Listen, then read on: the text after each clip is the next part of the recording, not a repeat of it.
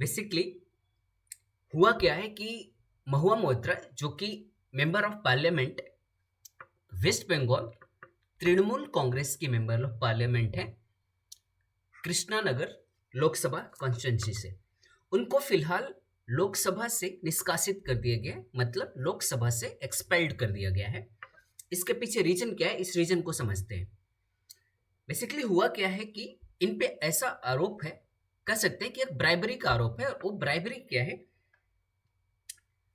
Case है cash for Curie, मतलब इनको पैसे लेकर के पार्लियामेंट में क्वेश्चन पूछने का आरोप है।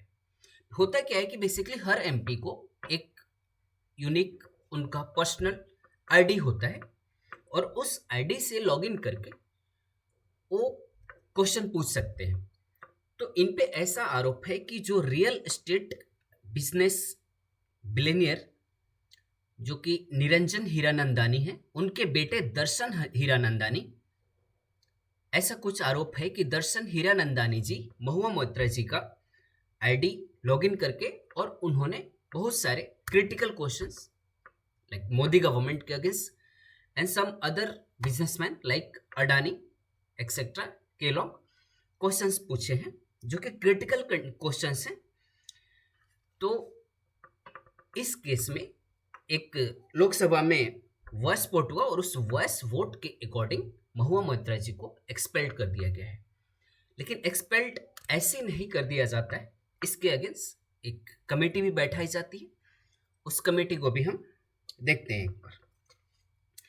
सबसे पहले इस इशू को जिन्होंने सामने लाया था, जिन्होंने नोटिस किया था, दैट इज निशिकांत दुबे जी, जो कि मेंबर ऑफ पार्लियामेंट ही हैं।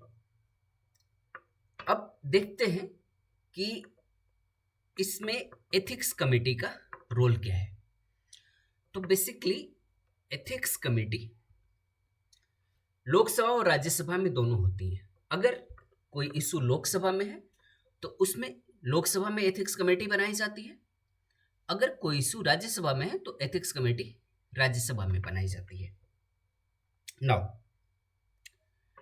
अब अगर कमेटी लोकसभा में है तो जो फर्स्ट लोकसभा में एथिक्स कमेटी कॉन्स्टिट्यूट की गई थी वो 2000 में कॉन्स्टिट्यूट की गई थी। एक रूल है कि लोकसभा की एथिक्स कमेटी में 15 से ज़्यादा मेंबर नहीं हो सकते, जिनको नॉमिनेट कौन करता है, स्पीकर, लोकसभा स्पीकर। जो भी एथिक्स कमेटी बनाई जाएगी वो 1 साल से ज़्यादा काम नहीं करेगी।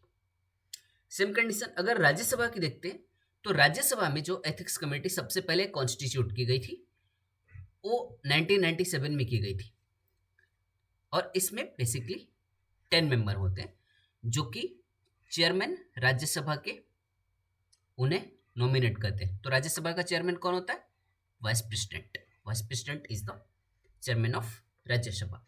सेम कंडीशन इसमें भी जो टर्म होता है एथिक्स कमेटी का वो 1 साल का होता है।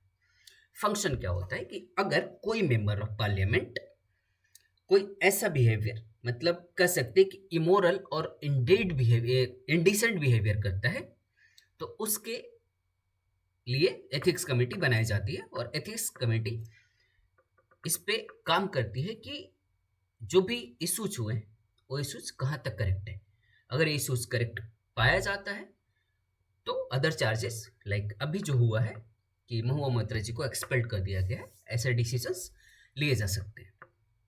मतलब मोरल एंड एथिकल कंडक्ट के लिए बनाई जाती है।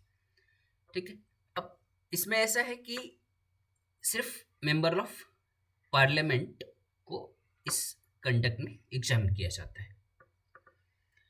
तो देखते हैं कि आगे इससे रिलेटेड क्या प्रोग्रेस होते हैं।